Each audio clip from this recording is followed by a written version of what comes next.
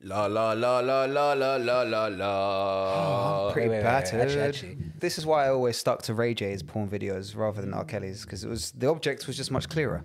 That's actually very topical because I think there were some rumors that came out recently that he's got like a second vid in the bank. Oh, swear. Yeah, Saving that one for a rainy better day. vid. I saw the thumbnail of Kim receiving that work from behind. Okay. And I gotta say, it didn't draw me in. Yeah, I mean, I've watched it. I've obviously watched it. Who hasn't watched it? I didn't watch that. I didn't watch Tommy Lee and Pam. No, that's I didn't weird. watch R. Kelly. Didn't watch any of them. Yeah, but the R. Kelly one's not much of a sex Yeah, tape. I was That's just- pissing on Well, it's someone. also him just being a nonce. I was so, just like, watching. what the fuck. I was just watching Pokemon. And here we are. Lit.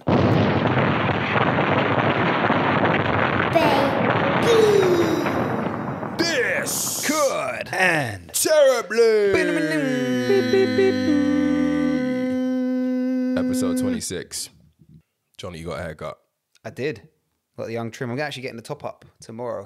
I've got a boozy brunch thing happening. So I Boozy brunch. Yeah. So you're getting that cut again? Yeah. I mean, leave it. I'm getting it shaped. I ain't got no. shape up and that, yeah? I ain't got a haircut. I am what rappers would call in album mode. Oh. You know what I mean?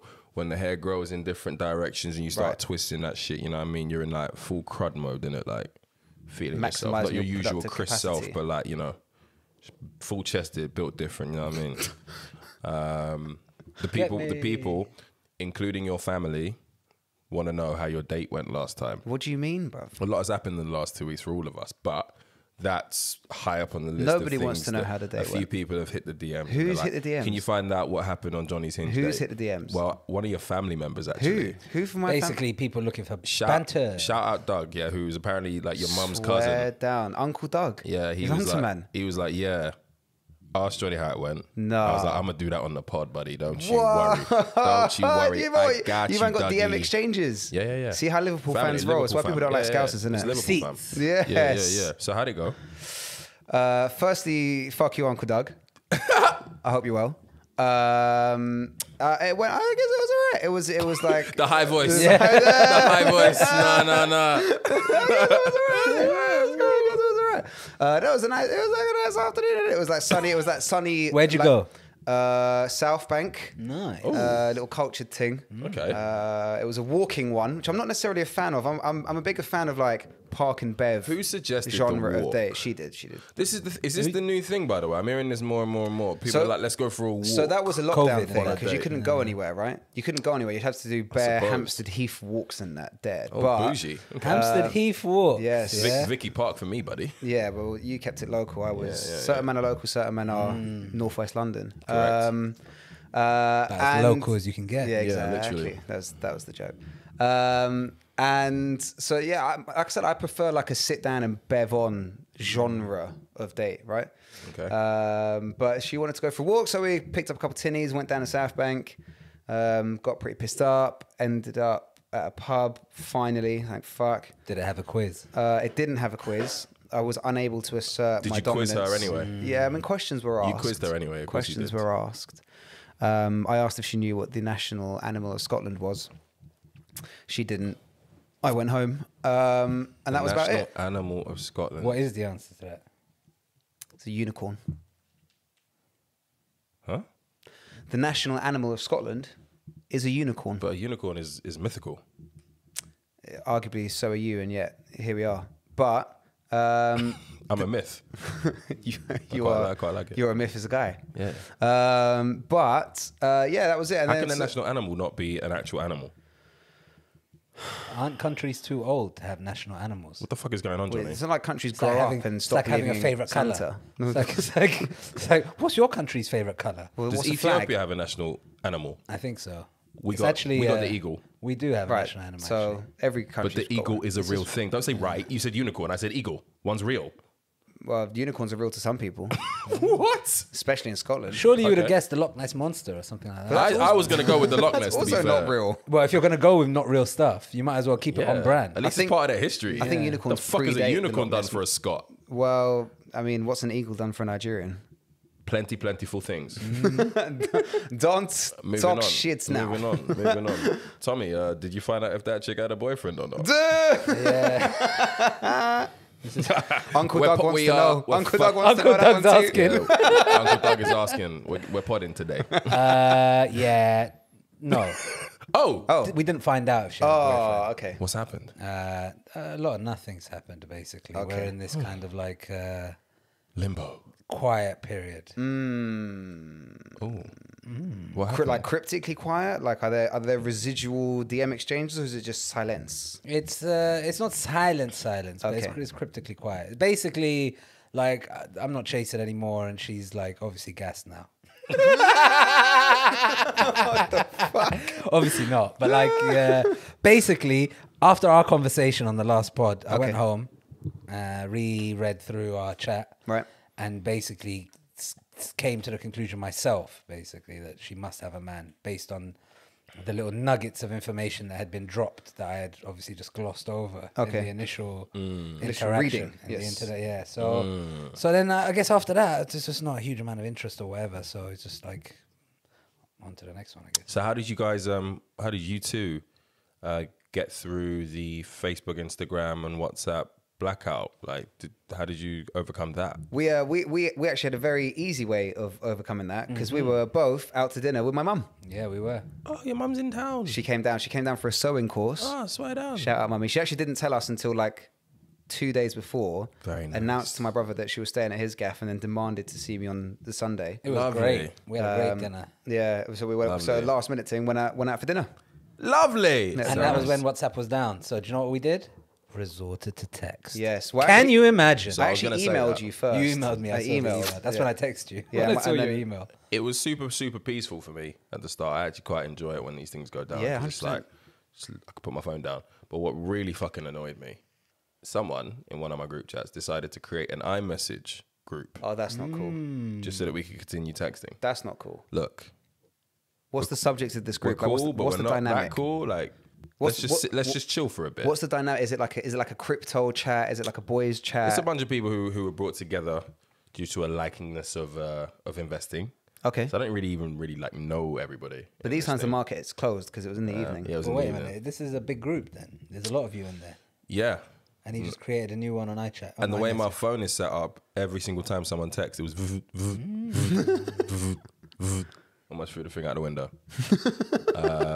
So I didn't enjoy that. What did you think of everybody who was like taking the piss out of influencers and stuff? People who make their money on IG when it went down. Yeah, I mean, ultimately Quite a that weird was little thing, wasn't it? ultimately that was fucking jokes. Like, all right, yeah, Is it? You can do the holier than thou, ironically, holier than thou shtick of like, oh, this is how these people make their money. Da, da, da, da, da. But like, if your method of like making money is through Vorkus materialism and Don't be a snob. self-expression, Sounds judgmental. Don't be a snob. Don't be a and, snob. and basically presenting a false image that makes other people hate themselves on Instagram. Hey, then not you all being quiet for a couple of influencers- hours probably helps everyone else. So There are body positive, conscious, environmentalist influencers out there. yeah, nobody wants to see that on a Monday anyway, so they weren't losing out. Yeah, I think it's quite weird. Laughing at people who can't make money post-pandemic is a weird flex. But they've been cleaning up all pandemic. Not Been necessarily. a decent business to be in. ended that Influencers. sentence a lot earlier. Not necessarily. Just though. been cleaning up. Yeah, I mean, not necessarily. People need to go out and buy the things that a lot of these influencers are selling, right? And I think they lost a lot of money. I think Generally. the influencers were still getting paid regardless. I don't know. Why? Backlogs of content that they were drawing back out. It's fine if you're like a travel influencer, that was quite tough. But I mean, there's only so many TikToks you can make in front of your mirror in your house. some of the right? tweets were great. Thoughts with all the people who've gone to Nusret for a £600 steak this evening and can't tell anyone about it. Yeah, I saw that. That was funny as That hell. was great value Can't tell anyone about it because of 630 what? quid tomahawk. because you can't post on Instagram. Ah, joke. Did you Yeah. get it? I get it. Did you get it? Yeah. Very good. Yeah. Yeah, I'm sure. I enjoyed it. I'm sure the world was quite relieved for a few hours to not have anything to do with Instagram, but we were getting quite pissed, so we didn't notice anyway. So, what do you think happened? Oh, I don't. We know what happened, right? What was that? There was like a server update or some shit. And then basically what happened was Facebook managed to remove themselves or remove their server address like from the deep structural level of the internet or something. So long story short, this is actually quite funny. Basically, Facebook just stopped existing as an Still address on going. the internet. And then because Facebook went down, all of Facebook's internal systems like use Facebook infrastructure for messaging. So then they couldn't get any external comms, which meant they actually couldn't contact the guy who was in the data center in Nevada or some shit. Yeah. To let him know. And so when someone finally called him, he actually couldn't use his like access card because like the data behind the access card was also deleted off the internet. Basically what happened when ours shut down. Yeah, and then like they actually had to go and get a key. Some brother had to go and get a key to override the data card that wasn't working to get into the center because it ceased to exist on the internet. This sounds like a South Park parody, basically, because like people are running around in like some high tech futuristic office, because they don't know that they can just pick up the phone and call him. Similarly, once they figure out that they can pick up the phone and call him, then he runs around because his swipe card doesn't work because he's forgotten what keys look like, right? Yeah. So this is just essentially a parody for like what the 20th but it actually happened. Century. It actually happened. Yeah. No conspiracy theories because that was all very technical. Oh, the server went out. Come on. Well, what do you think happened? I don't know. Do you think the deep state and QAnon took down Facebook? Whenever these things happen, Speaking of QAnon, I was talking about deep state. Our guy Trump's back on the scene. Yeah. You see his comment today? Daddy's back, baby. Jeez, my G. What did he say? He was talking about the Haitians. The Haitians trying to make it over the wall. He said the picture of the whips. No, the Haitian as in from Haiti, right? Yeah, that wasn't the picture of the whips from last time. Yeah. The Haitians getting whipped. They were getting lassoed off horses by Texan border force. Oh yeah. Exactly. Was it that one? Exactly. But not that pic. But just a similar. It's just the same, Haitians in general. Haitians who are basically trying to flee from the hurricane and the disaster. Well, from America having systematically fucked them. They can't catch a break, Haitians. So my G has then turned around and said like they've probably all got AIDS. The ones that are trying to make it into the country. Fuck? So that was. That's what Trump said. Yeah, today. That is mad shit. He's isn't he? The quote is probably have AIDS. Oh, cool. My days. Isn't he like lodging a request to get back on socials? Probably. Twitter. I will say, and I said this at the time, and you lot kind of mocked me. He is the best account on Twitter. Like, there's no fucking point on being on Twitter. I don't listen to the news anymore because Trump's not on it. What do you mean? I wouldn't have mocked you. I wouldn't have mocked you. Hasn't it just been so much nicer, being so much more peaceful? Biden, whatever your views are on Biden, but has it just not been nice to just not be like, oh, the fucking Yanks again, here we go. No, I don't want peace. Oh, yeah? Yeah. I don't want peace. I want chaos. But, like, what do you think about all of the stuff that's been said about how big Facebook have been allowed to become without sort of like anti-competitive laws coming in and anti-monopolistic boards stopping their shit? Because they obviously bought Instagram quite early. Then they followed that up by buying WhatsApp. They almost bought Snapchat, but that man was like, nah, that's my D. He fumbled the bag. Yeah, well, I don't know. I think the valuation of Snapchat continued to go up and still to this day is very popular. So I think he was onto something and they just ended up copying him anyway. I think it's IPO'd anyway. It IPO'd anyway, for sure. So no problem, boss. And I think he was from money anyway, so it's like whatever. Oh, so it's fine. But what do you think about like the power that Facebook have? Imagine that like all of the main methods of communication for a large age group, if we're talking the younger people on IG and WhatsApp to the older people still on Facebook. What do you think about like the power that they've been allowed to amass? So not even just an age thing, but in the developing world, because the access to data is is relatively easy to the cost of messaging via SMS and phone calls, etc., through Wi-Fi access.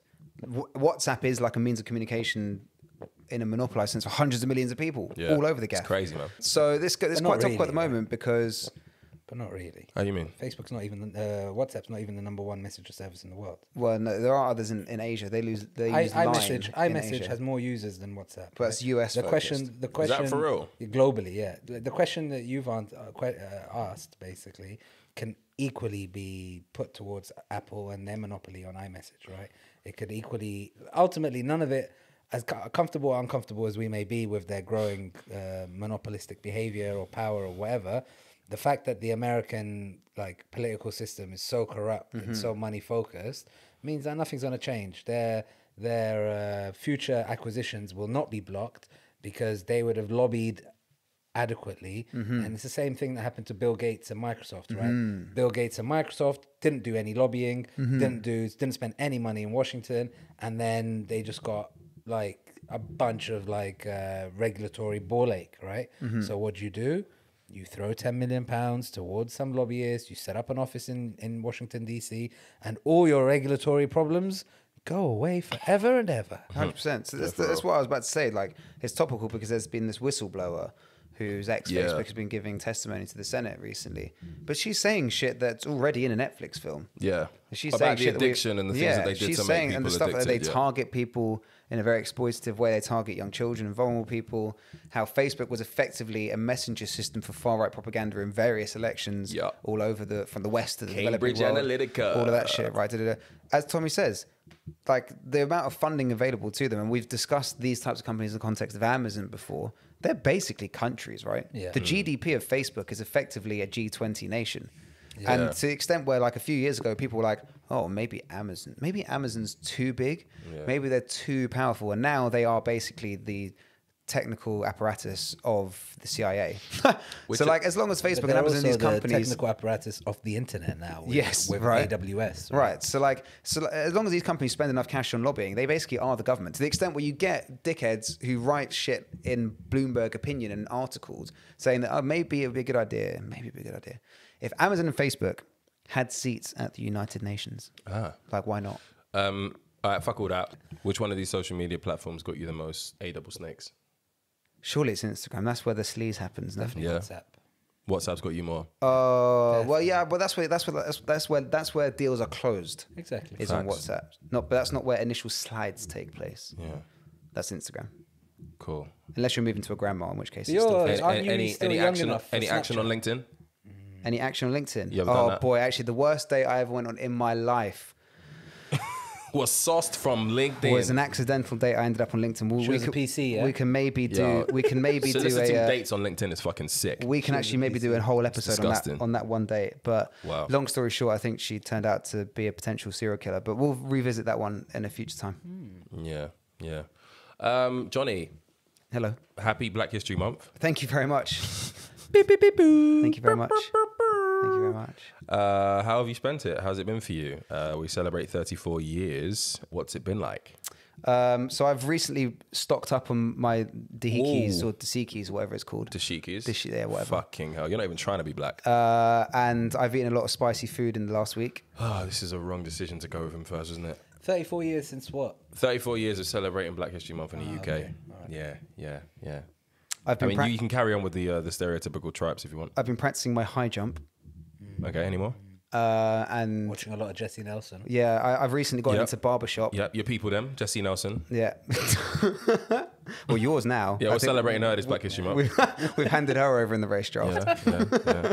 I was before we get back onto Black History Month, I was actually looking at the lyrics for this song. Now, if you don't know what we're talking about, Jesse Nelson, previously of Little Mix, has decided to embark on a solo career, and her first single, called Boys, features Nicki Minaj, and it is a copy from start to finish, video-wise and song-wise, of one of the best fucking songs that came out of hip-hop in the last 25 years, Bad Boys for Life, featuring Diddy, who actually makes a cameo appearance in the video. You can tell by how intense I'm speaking about this right now. I'm not very happy with the output. I'm not very happy with what I see. I think it's fucking disgrace. I think it's awful. I think our team should be fucking ashamed of themselves. And she's getting dragged on Twitter right now. She's already fragile, and she's probably going to end bad. So this is all on you, record label man. A&R chief. Yeah? Someone says she's the next Rachel Dazile. That was funny. But, and if you want to talk about all the colorism stuff and all of that, we can talk about that for days, whatever. It is what it is. You'll see it. She's definitely doing all of the things that are being said of her. But I figured I would just read some of the lyrics to the songs. Please. I'm excited. Love a little bitter in the sweet. Bad boy, my recipe. Being nice a little boring when you're in between the sheets. When I ride that hee-haw, you know I know how to please y'all. Very good. Little minx. Oh, I like them tattoos and them gold teeth. Okay. Tap to make me feel like I'm a baddie. Okay. I like the fire you're bringing out of me. Baby. Something about him got me weak in the knees. Pre-chorus now. The hole you dug should be criminal. Okay. Ooh, innuendo. My mama won't see what I see in ya. Oh, okay. But I don't want it if it ain't bad enough. I don't know what it is. I like a bad boy. I like a bad boy. And then she says, oh my days. This is my bar right here. Okay. Verse 2. Got a little attitude, but I think he's kind of cute. So hood, so good, so damn taboo. Oh boy. Know you know how to please me. Like it raw, baby. Sashimi. Sashimi. Very good. I like that. That's a lot of chest. I'd actually like to defend Jessie Nelson on this one. Why? Is this white people stuff? So I feel what we need to accept is the trajectory of growth. The last time she attempted to project any kind of like quasi black form of entertainment, she was asked to say Wagwan in a YouTube video, and came out with that. Black. Oh, So this is maybe a less bad impression of trying to be black than that was. you know what I hate? Now that you said Wagwan. Go on. Anybody who's ever written Wagwan in a WhatsApp by saying WAG1, I hate you. Oh, that's me. I do that quite often. Spell it out. Why? Sorry. You want the one? You Spell want it the out. WAN? Spell it out. Why? One. It's not Wagwan. It's Wagwan. Fuck's sake. So I actually had to Google. You fucking colonizers appropriating and changing shit. You're asking me why, as if we don't make up the rules, Johnny V. I actually had to Google whether or not I'm allowed to say Wagwan recently. You technically you're not, okay? Technically you're not, but we allowed you anyway. I mean, I'm from a country that's much closer to the Caribbean than Nigeria is. I'm sorry, what? Said I'm from a What country country's that's much that? closer. What country's that? That'd be Venezuela. Tottenham. That'd be Shut the fuck up. To be fair, I also see what you're doing with the foundation there, with that Jessie Nelson look. Which one? Have you not seen it? Have you Which not one? seen the video? No. Oh, you still haven't seen the video? I'm obviously not going to watch the video. She's looking darker than Nicki Minaj. Oh, obviously. Nicki's snap. getting lighter. Jess is getting darker. Oh, goodness. It's fucking mad, mate. But that being said, I've got no problem with the video at all. You like it though? No, I don't like it. It's a shit song. But like, Just watch it on mute. I mean, I saw a bunch of like reactions to it. Yeah? Like, oh, this colorism chat and like cultural appropriation chat and all this kind of chat. But ultimately, I saw the video, it just looks like any bait, like 90. It's outdated. It just looks like a bait, like 1990s version of someone trying to do a hip hop tune. It looks like Christmas parties coming up in a dead office somewhere in North London. Croydon. And somebody has said that the theme is going to be rap. Excellent. That's a great And theme. somebody Right. who listens to The Doors and The Verve. Great bands. And Elbow and the Stereophonics, yeah, Great has The gone Range. has gone onto Amazon, Okay. and typed in hip hop costume, Right. and just copped everything that came up that was more than 4 stars. Is that what she looks like? That's what it looks like in the video. I saw the you got curly Mandem hair. with the twists Yeah, coming off their and head, she's but also- they've also got like the Tupac bandana That's strapped mad on their chat. head. Who still does that now? Who does that now? That's mad Who? chat. So the thing I like is that she really thought that she had like Harry Styles leave the group and do my own thing energy. Yeah. But like he understood his lane. He's a meaty white boy that makes meaty white boy music. Yo, Harry Styles gets it in, yo. And he gets it in Harry because he's good at Styles his thing. will still chick. He gets it in because he's Yeah. good at his thing. I don't know why she thought she had that kind of He A will game wear a skirt and still steal and your girl. snatch your missus. Yeah, 100. But he sticks to his lane. He's good at his Still thing, alive. right? Is he still alive? Yeah, he's Yeah, like, we haven't heard about him in forever. Because he's in America doing his thing. Tommy's like, I ain't heard him. He must be dead. He must be dead. Yeah, like it's difficult to recapture the public's attention once it's like He's got it in America. He doesn't bother with this little market. He's over got here. nothing in America. I think he either. released the album this year. He's massive in He America. did by that the way. Watermelon big, Sugar right? tune. It was like #1 in the Yeah, US, he's bro. big He's over huge there. in the US. Yeah, he's big over there, man. He doesn't need this tiny little I Simon stand Cowell corrected. country. Yeah. Yeah, man. He did bits. I think he put out an album this year. I've never listened to Harry Styles' music, to be honest. He's got that one banger. Anyway, Black History Month.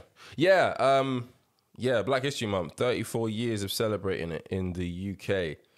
Every year there is a theme. The theme for Black History Month this year is Proud to Be.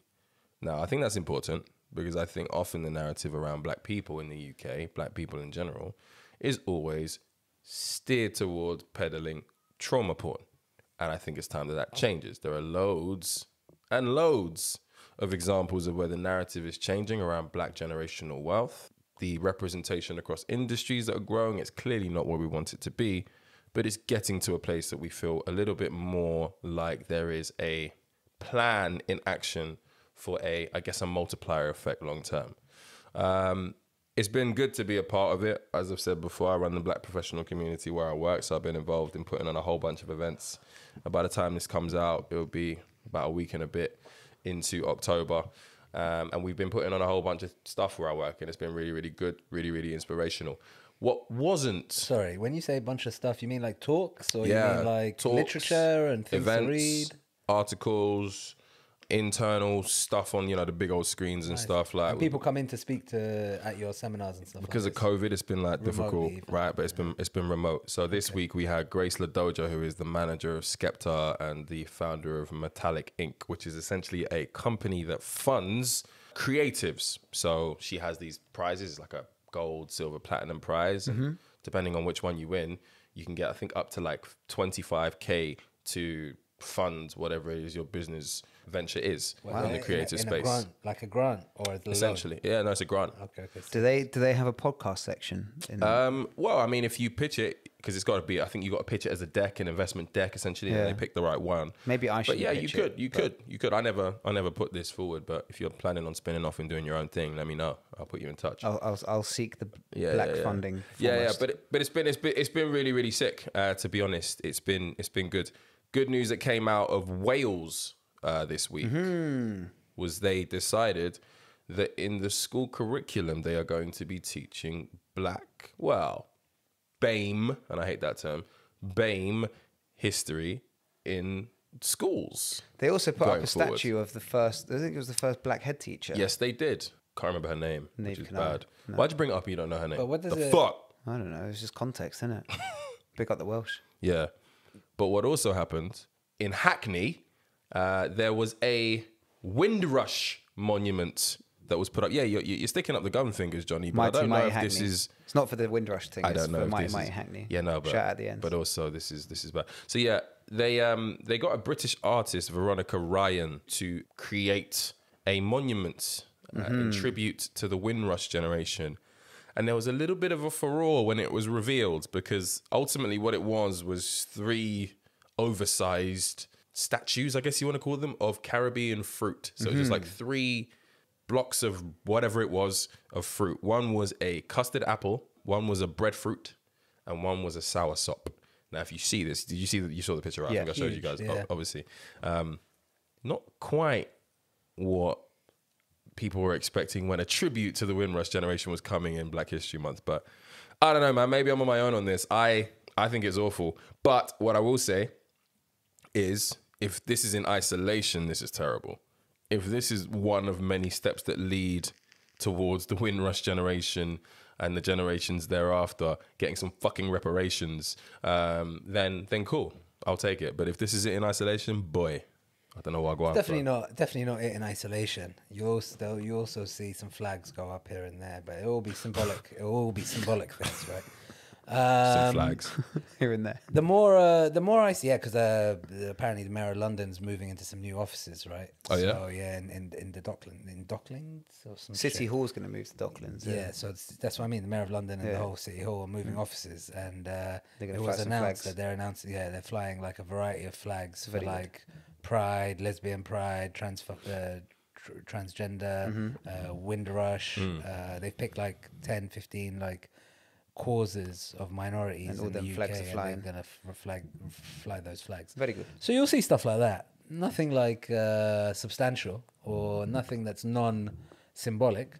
But anyway, to go back to this art that you're talking about, the more I see, and the more I think about it, art is all one big hustle, basically. It's all like, realistically, I'm willing to put money on the fact that you could have gone to 3 schools, spoken to a class of year 7s, three different schools with 3 different classes of year 7s, and one of them would have come up with this idea. Well, because it's not that complicated. I mean, you've been asked for an artwork, and you've taken 3 pieces of fruit that's indigenous to these countries and just blown them up to the proportions of. I mean, look at this shit. It's a joke. Look at this shit. Not that. I mean, I don't know. But art. Maybe I just don't understand art as a thing. Well, you did buy a digital piece of art. Which so is pretty, that guy, dumb. which is the only piece of art that I actually own. Yeah. I saw a tweet of his, and he was like, "A lot of people are asking me how to become an artist. Here are the steps. Step 1, decide you're an artist. Step 2, you're an artist now." And that's what it is, basically. Yeah. You wake up one day and you're like, I'm an artist now. Yeah. And you get some little commission like this comes up, and then you put 3 pieces of fruit. You might as well have a fucking banana in there and put it up on the South Bank or where the fuck it is. Some watermelon. So I will say that one of my favorite trivia facts is that Grenada is the only country in the world that features a spice on its flag. Okay, cool. Where are we going? Which is the That nutmeg. one? But the point is that That's how he draws all the girls. it's pub quiz gang. It's a bit of a wasted opportunity, I feel. I mean, Massively. as an outsider, it's a bit of a wasted opportunity. There are numerous monumental figures of the generation who you could have made statues of as a reminder to their contribution. Yeah. There are movements, there are cultures, there are policies, there are many, many things that you could have memorialised in statue, in the borough of Hackney, as I'm sure people from South London feel very passionate, etc., etc. Many, many things you could have remembered. But more poignantly, what the Windrush generation should be remembered for in history is the contribution, but in the current time is that basically these people are being fucked by the But government. this is the thing, right? I know that you guys came over on that big old boat called the Windrush, and I know that you were instrumental in rebuilding post-war Britain. And I know that like 50, 60 years later, we forgot about that and said, off you go, mate. Thanks for coming. Back to the jungle from whence you came. But before you go, you can take a selfie next to a sour sop. Yeah. Well, chances are, if you actually grew up here, you've never even eaten one or seen one. Yeah, exactly. In real life anyway. So it's pretty fucked. It just feels like if you were going to commission an artist for them to do something that could be quickly forgotten, it would be something like this. Yeah. There's no unifying cause. There's no image to rally around with something like a fucking Also, piece of fruit, forget right? the art. Who cares? No one cares. Like, don't worry about memorializing this. Just fucking figure out the actual issue, right? Like, these people are still being shipped out, right? Stop the So, deportation like, flights. yeah, Give you these just- people passports and visas. They've earned it. They've been here their entire lives. They're British. All the pictures I saw with this thing were just like passerbys. And if you're in the Mare Street area, you'll see this. But all the pictures that I saw were just like random passerbys. Like Sadiq Khan, going back to him, I don't think that there was even like a photo moment for him. Although what is quite funny is that he pegged himself next to this amazing artist called Yinka Ilori, who's been basically painting all across London in his very, very unique way. Sadiq Khan took that as a perfect opportunity to show that he's fucking hip. But this, for some reason, he distanced himself from, and it's a quick little tube journey away. Quite wild. Sadiq Khan's very happy to take lots of pictures at the new tube station next to Battersea Power Station, where they're going to gentrify a shit ton of London flats and make access to property inaccessible. So he wants pictures of that multi-billion pound PPE sham contract. But the Windrush generation, as the mayor of London, but I'm a bit too busy for that one. He's done. He's finished. How do you feel when Black History Month swings around, Tommy? Is this like significant to you? Is it? Nah. Because I'll be honest. Just straight no. Until we started talking about it in the chat, I didn't know it was Black History Month. Which happens. I think it creeps up on a lot of people. It's never been important It's to you, or what? celebrated. It's celebrated in October here. It's celebrated in February in America. That's what I was thinking. Like, we've already done it this year. Yeah, kind yeah. of thing. But regardless, like, it's not a very big deal to me. It's not a deal for me at all. Why? Actually. Any particular reason? Every No. month is Black History Month. Basically, like, I've never understood. Maybe I haven't spent enough time thinking about it. So let me preface it by saying that. Yeah. But I just never really understood the need to have a month to celebrate it, basically. Okay.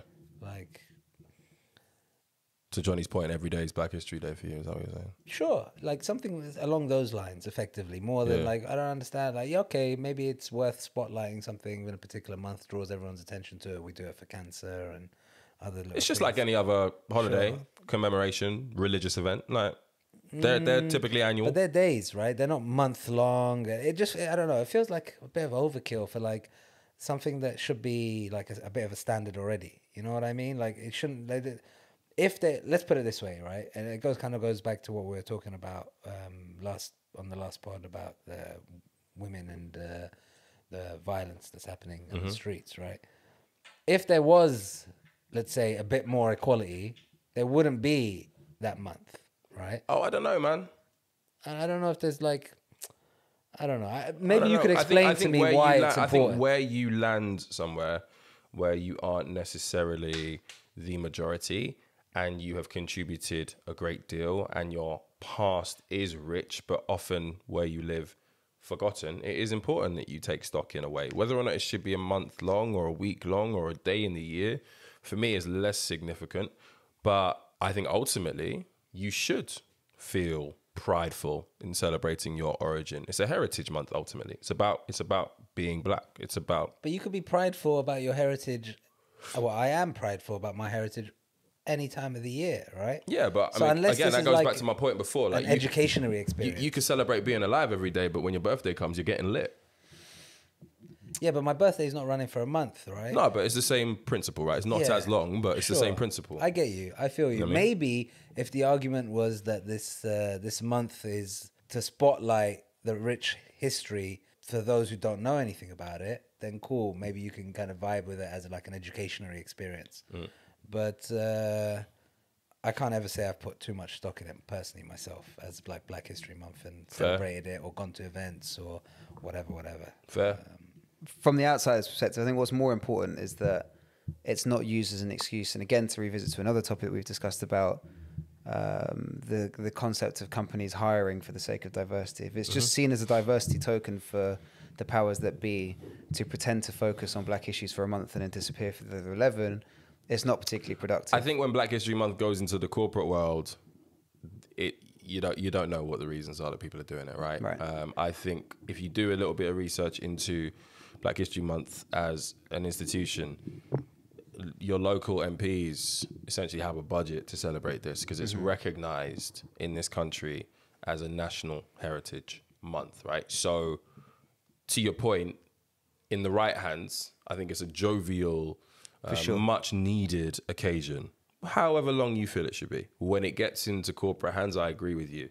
It is often an opportunity for some corporations to get into fucking high drive virtue signaling, which is problematic. So even beyond corporations that take this, it's a bit jarring when you get the Conservative government tweeting they're like 3 black MPs whilst refusing to incorporate any education about slavery and the empire in the national curriculum. Of course they would do. Boring. They're the party of mobility, right? So as long as it's not hijacked. Yeah, it's boring. That part's boring. Like you're like whatever. Anyway, the conservative thing, whatever. The corporation chat you were talking about, like I don't understand why it's any different. Why we look at Sadiq Khan or any other politician as if they're equally not going to be using it in a I think it's quite easy to tell who's about it and who's not, though. No, I don't think it is. I think it is. I think people typically have track record in dealing with and supporting particular causes. So when they come, record?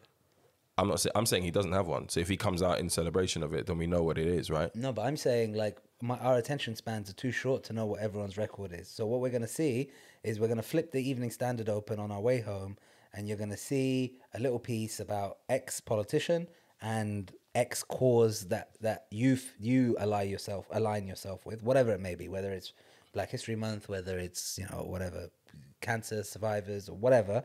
And for them, it's just a photo op, right? So we can't like try to draw a fake distinction between corporates and like the political class. It's all the same. The same way that big corporations will be using this. I think we're in agreement, right? Yeah. I think in the wrong hands, Black History Month or any Heritage Month can be ultimately, and I don't know if this is the right term, can ultimately be bastardized if it gets into the wrong hands. But 90% of the hands are the wrong hands is what I'm saying. No one's ultimately just doing it altruistically.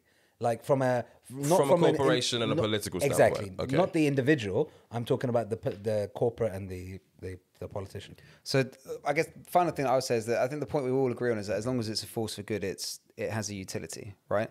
And a lot of people are skeptical about it, that it doesn't actually make any change. But I was out for dinner yesterday with 3 brokers, city broker type deal, right? It was me, a bloke in his late 30s, a bloke in his mid 50s, and a bloke in his early 60s, okay? Now, the bloke in the early 30s and in his late 30s and the bloke in his early 50s have independently of each other within the last week or so given me the chat that there is no harder place to be in the world, in this country, than being a white man. Both independently had that chat with me. Facts. Right? There is nothing harder than being a white man in England. That's how they feel. I thought you were agreeing. And the other bloke in his early 60s you should add the word straight to it as well, right? Straight white bloke. Yeah, and actually the guy in his late 30s made that point specifically. Exactly. And the other bloke in his early 60s is someone who you would absolutely, and I know him and I love him to bits, and he's someone you would absolutely put in that camp. If you think the other two think it, he would think it. But he actually pulled me over dinner last night and said, you know what? Because he knows I'm left-wing and whatnot. And he said, you know what? Over the last year and a half, what's happened in the world has really made me change the way that I think. I said, what do you mean? And he said, well, it wasn't, I was never a racist. It wasn't that I didn't get on with black people or it was like I was ever rude to them or mean to them. But when they would complain, I just wouldn't understand. I wouldn't get it. It didn't make any sense. I just didn't believe them. But really, you actually see what happened in the world and you listen to the arguments and they explain. And you do realize that it is tough for them to get jobs because I've heard other brokers that won't hire a black geezer because then they can't make jokes on the desk. Or they won't hire a girl because they feel uncomfortable that if they blow their gasket, then the girl will dob on them. So actually, like, in the last 18 months, it has dawned on me that, you know, I should probably be treating these people not necessarily differently, but I should be as nice to them as I would to anyone else. And fair play to the geezer. Like, you can shit on him for maybe not having done it for the last 40 years, but he has made that step. He's an old boy. He's a 60. I'd never shit on him for that. 61, 62-year-old white geezer who's been working in the city for the last 35 years. Why did he feel the need to tell you that? Like, how did that conversation? Because he probably like, knows he pulled Johnny's. You for that chat. He knows Johnny's standpoints and stuff, right? Right, and I'm everyone's token lefty, right? Okay. And we had this chat over dinner last night, and you think, okay, as long as like he didn't mention Black History Month specifically, but he was talking about the publicization of the George Floyd protests and all the other BLM stuff today. And he said, fucking hell, all the other brokers I work with talk about BLM and taking the knee. But they're not taking the knee for BLM. They're taking the knee to stop racism. I don't understand why people get so upset about it. So as long as these incremental changes still continue to happen, there is a value in stuff like Black History Month. And fine, the other two geezers who think that there's nothing harder than being a straight white man, they might take a bit longer. But if you can win Rand, the 62-year-old, there's still hope to win Rand, the 55 and the 38-year-old. Can we get one of those 30-year-olds on the pod, please? I want them to articulate why they think it's so difficult for them. I can articulate it for you. It's not that difficult to imagine. You've had that conversation tons of times. I'm sure. I want them to look me in the eye when they say it. I've personally had that conversation tons of times. And like, nothing harder than being a straight white man in ultimately, what we have to realize is that we're all self-serving actors, basically. There are very few people who are willing to take an L personally for the idea of a wider collective good, right? So these men are looking through their struggles through their own prism. And in their own prism, as a guy who's white, who's straight, and who's a male, they're basically seeing opportunities for advancement and stuff like that in the workplace limited compared to what it was historically. Mm-hmm. Boo, right? Fucking who? Sure, boo-hoo for you, but not for them. For them, no. Boo-hoo for them. No, it's in boo-hoo from your perspective for them, right? But from their perspective, they're not looking at it as boo-hoo. I should make less money in the next 5 years so that this guy or this girl or this person. They're not going to make less money. Well, they are. They make more money in the long run. If they make more money because they're working better places. Ultimately, if they are dope at what they do, nothing changes. Well, yes and no, right? And we've had this conversation, and that's not true either, right? What do you mean? Well, historically, if we are going to have like a completely honest conversation, this Brer, Johnny's mate or whatever, broker or whatever he said, would have worked in a team of 6 or 7 people or whatever, X amount of people, and every month or every year, you'd have seen a pipeline of career progression, right? Okay. And there's a certain guarantee, I guess, that would have come with tenure and social connections and, like you said, how good your job and la la la la. Now what they're saying is that career advancement for that individual is more limited than it was historically. But more limited than it's been for us. It doesn't matter about you. I don't care about you. This is where their argument for me ends. No, but I understand that it's an argument. Don't get me wrong. I completely understand what you are saying, but do I really have time to indulge somebody or these views of people who are ultimately? But why should they indulge your views? Right? Everyone's looking at it from their own prism. But bro, if you are of the thought process, if you're of the view that these are not valid concerns, if you look around your office and it's predominantly white or predominantly male, and you don't see that as a problem, my friend, you probably don't have the widest perspective of the world. Again, but that's not a problem for me to fix, right? I've been hired into a role. If I'm like some hiring manager, I've been here 20 years or whatever, it's always been this way. But if I've been hired into a role and I've gone into this position. I'm not there to I'm there to look after myself. I want to get promoted. I want to do the best job I can. Then look after yourself. But that's what this bro is saying. This bro is saying, I'm a straight white male. I'm top earner on the desk. I can't get a promotion. It's nothing harder than being a straight white male. But he thinks that he's not getting a promotion because there are black people and women coming in and taking those jobs that are not as good as him. Yeah. That's a fucking nonsense. I don't know if it is. Of course it's a nonsense. I don't buy if it's 100% a nonsense because we've seen it with our eyes.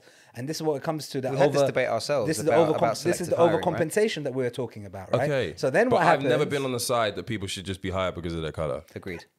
I've always been on the side that there should be a level playing ground because there are people who look like me who are better. You're not different to Johnny's broker because you're not, the same way he can't see it through another prism. He doesn't care about your... I can see it from a prism. I've taken L's for jobs versus white men who were better than me. Full stop. Sure.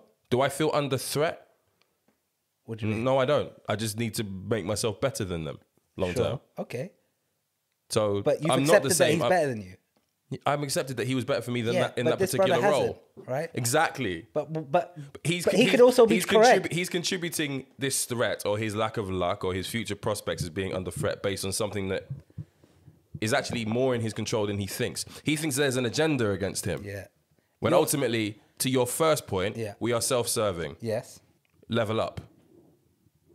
God, I can't believe I used level up fucking after the Tory fucking calm conference. Down, Boris. Fucking hell. That's also a good chat. But can't believe I would. Because Gary never went apeshit about that level up chat. But anyway, and also about the universal why I don't agree with you. Let's finish up on this though. Why I don't agree with you, is because you're right in an idealistic sense, right? But my G is saying something very clear, and I've seen it very clearly myself as well, right? I guess the point I'm trying to make. If a corporate has turned around and said, we see there's an issue here. But brother, right? My guy, let me tell you where we're going to go. Like you said, I see that 70% of my workforce is X or straight, is white, is male, whatever it may be. Brother, not all complaints are valid complaints, man. Yeah, but you don't know anything about his story to disqualify his complaint. He's basically saying, it's difficult for me. But he knows nothing about the stories rather, of the people who are apparently coming in and encroaching on in his workspace. He doesn't know the story of the people who are coming through the door. He just thinks he's under threat. But he is under threat. Okay. Is he not under threat? So the argument as they present it... How is he under threat? Because you had the representation is still going to be very much in the favour of the people that it is today. But less so. But look at the margins that we're talking about right now. They're fucking huge margins, right? I'm not saying he's right, but he is under threat. He's clearly under threat. He's not really under threat. And that's what goes back to my point about not all complaints are valid ones. But you can finish up before. So this is a good debate. I just didn't expect. I didn't know we were going to go down. Yeah, it's kind of come out. I know. But so the argument is. So I will almost quote verbatim the point that Tommy's getting at, and this is what this guy said to me. 38-year-old guy said, we had a presentation where basically they had a target to reach something like 40% of the labour force in the bank being women. They've only reached about 33%. Okay, so that was the point. The CEO said, we've considered that a failure. We're going to do more. Okay, so 38-year-old dude said to me, well, the thing is, right, so let's say that you want to hire a certain percentage of people to be women. Well, then it doesn't stop there, does it? Then you have to hire a certain percent to be ethnic minorities. Such bullshit. And then you have to hire a certain percent to be LGBT. And then you have to hire a certain percent. And before you know, like, there's just everyone, right? And then oh my God! What a fucking horrific sight that is. And then, like, this is the point. As a white bloke, you don't want everyone. I don't want everyone near me. You feel like I want my own near me. If you don't tick a diversity box, then you don't actually get a job. And this, I swear to God, as my witness, this is what the geezer said, and I don't really think he was joking. He said, "Well, I'm happily married now, and I've got 3 kids. But like, if I had my time again in today's world, it would make sense that I'd marry a something mocha or cappuccino, so that at least if my kids come out a colour, then they'd be able to get a job." Bro, and that's how they think. That's how they think. How can I fucking have a conversation with somebody like that? But that's how they think. But that okay, but you can only play the chessboard in front of you, right? Of course. I understand how fucking dumb it is to think that way, but that is the power structure. It is dumb. It is dumb because this guy's already a manager, so his access to talent is actually greater, right? If they stop just hiring white dudes and they hire women and people of color and transgender people and LGBT people, then actually they're able to hire from a wider pool. And bless him, this is what the 62-year-old broker said. He said, well, the entire time we've just been hiring meaty boys from Essex. Well, actually, we could have been hiring people from all over the gaff and we'd have made a lot more money. There's no argument. Let me just clarify what I'm trying to say to you, man. I'm not saying that diversity isn't important. Mm-hmm. Yeah, I'm not saying having a diverse pool of employees won't contribute towards better outcomes. Yeah. That's not what I'm saying. Sure. But if you're a straight white male, it's very clear that your opportunities are smaller than they were before. I accept your point as to your opportunities are still bigger than the other people's opportunities. Accept it. But how can you not feel threatened when your opportunities are slimming? They're still big, fine, but they're slimming, right? So it's weird to say the opportunities are getting smaller, but you shouldn't feel threatened. I would say it's not that the opportunities are smaller. I think your competition pool is just growing. And so you got to grow up and deal with it. Just feels so good to be able to debate, to talk to people who are as far right as Tommy and as far left as Johnny. Empathetic. And here I am in the middle trying to make sense of it all. New Labour's very own Richard. No, but it's important because like we've had conversations along these lines a couple of episodes ago, I think, when we were talking about diversity in the workplace.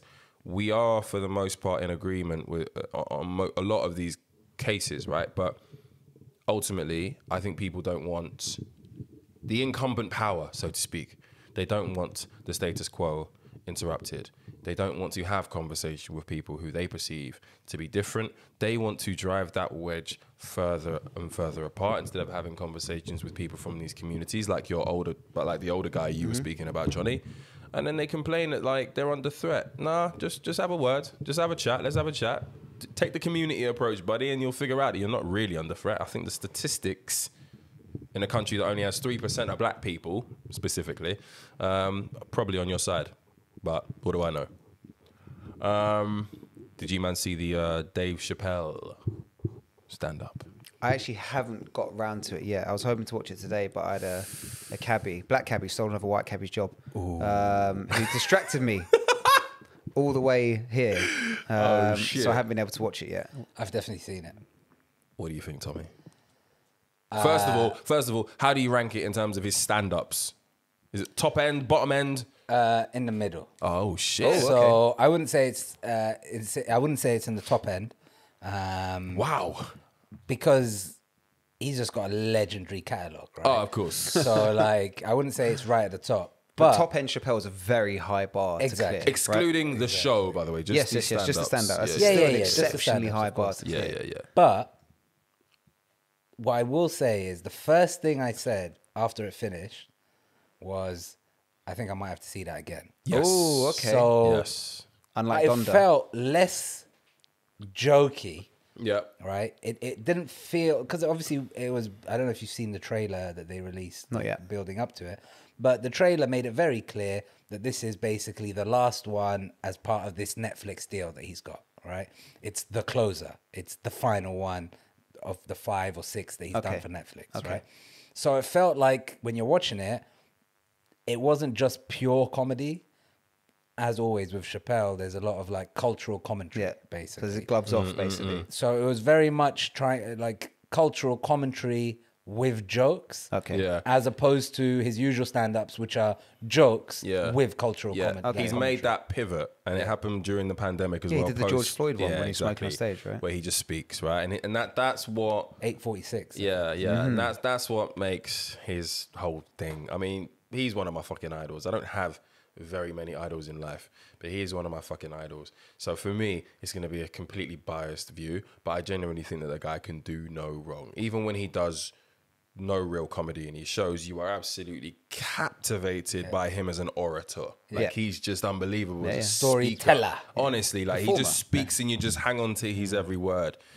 But the closer, I mean, he's probably going to have a couple more Netflix specials because he's got a pretty good deal there and they keep throwing loads of money at him. Even though he is currently involved in a massive storm as a result of this stand-up, he is receiving a massive amount of backlash. That's not like him. For once again making jokes directed towards the LGBTQ plus community, defending the author J.K. Rowling and making specific references to the inconsistencies in treatment that the baby got as a result of killing somebody versus what Dave Chappelle has received as a result of making jokes about that community.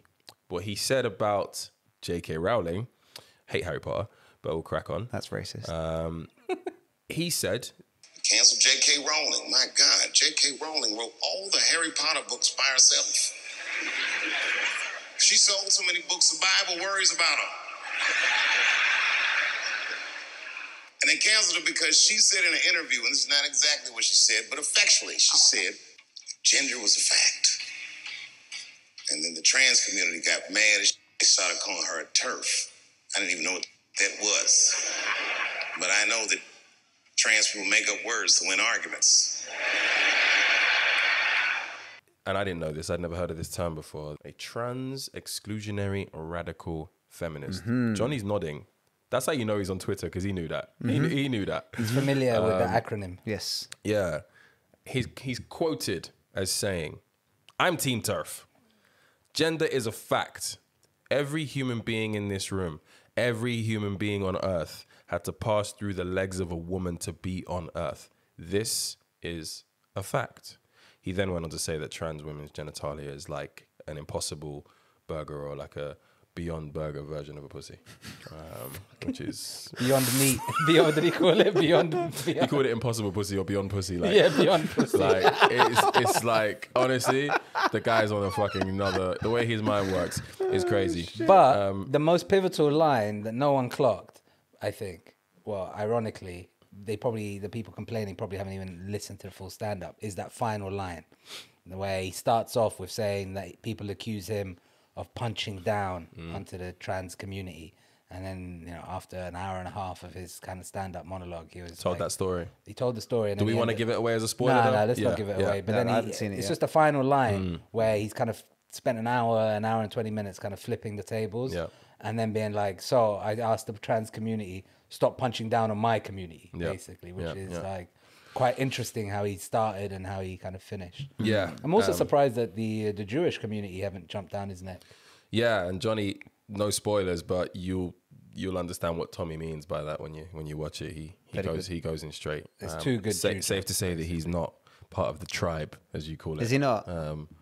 Look how tense Johnny is right now. The Oh, thought no. of Dave Chappelle going definitely at his not part of the people. tribe. No, to be honest, it's He's a Muslim. Yeah, I know. But I mean, Is he?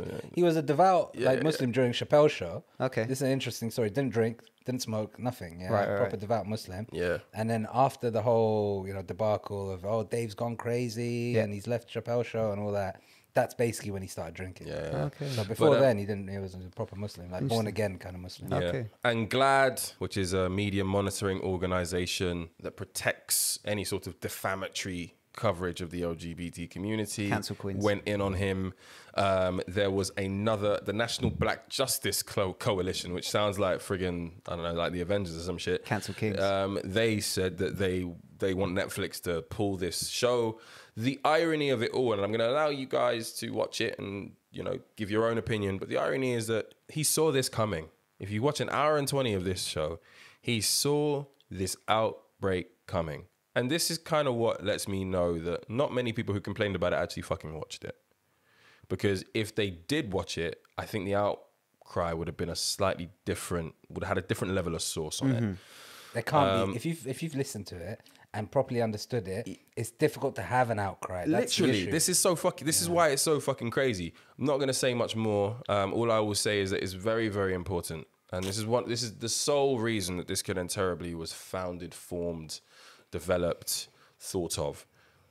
Man, if we get to a point where conversation with, in this case, 3 people in the room who, topic to topic, may have completely fucking differing views on it, can't put their opinions on the table and then walk away after and have a fucking whiskey, rum, beer after to just talk it out, massage the debate a little bit before we ultimately agree to disagree, then we are going to, and I would argue we probably already have lost something super, super critical in this world. And it is only going to get worse. You saw how populism came about, right? This era that we are living in, you saw how it came about.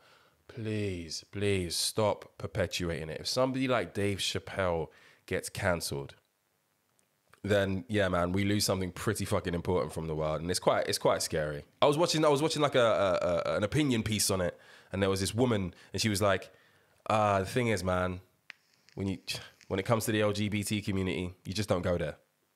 You just don't go there. That's all she said. The alphabet people. That's literally what she said. You just don't go there. Huh? And people are saying that he's conflating race and he's putting race at a hierarchy, which is in a position above gay rights in the hierarchy and trans rights. But if that's his position, that's his position. But I don't think that's what he was saying either, though, right? In not necessarily just this stand-up, but in stand-ups before, he has basically said, why was it more difficult, he said it in this one, why was it more difficult for Muhammad Ali or Cassius Clay to change his name than it was for Caitlyn Jenner to change her sex and then be, what was it, Woman of the Year within a year of being a woman. Within her first year. He goes in. But that's what I'm going to say. I know you want to say something, but that's all I'm going to say on it. Just go watch it. It's fucking sick. Yeah, I mean, I think the wider point, and something that Dave Chappelle does very well as an artist, right, is that he skirts...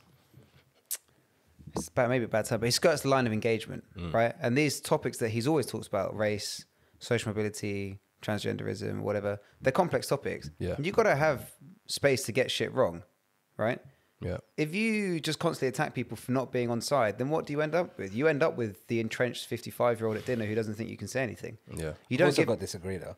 Sorry? I've got to disagree. He's not skirting. He dives head first. Okay, fine. Okay, so he's a specialist at it. That's his art. He But bombs in there. Yeah, Like, he proper like... Two hands, like... Yeah. Roy Keane on Erling Haaland's dad, Exactly. isn't it? But it's something that he does very well, but as a wider point of society, what Rich was saying, there has to be space to get it wrong. And that is what This Good and Terribly was developed for. It's why it's called This Good and Terribly. Right? 'Cause you literally. chat shit and get cancelled. Before Marcus Rashford stole our thunder. Yeah, basically. Just told everyone, listen, just ask. Yeah, basically. Yeah, just Can I say? Yeah. The answer is no. I can't. Yeah. But you end up with the entrenched 55-year-old over dinner who says that you aren't allowed to say anything anymore. And you don't give space for the 62-year-old to go on that journey of discovery. If you just attack him for not having been on the right side at the beginning, then people don't engage. And the irony is, and this is something that Dave Chappelle says very well, which is why I bring it back to him, the irony is that these communities, these people, want people to engage in their debate, but are often unable to accept that they don't see their point of view from the get-go. But they don't want people to engage in the debate. They want people to agree. Yeah. Fine.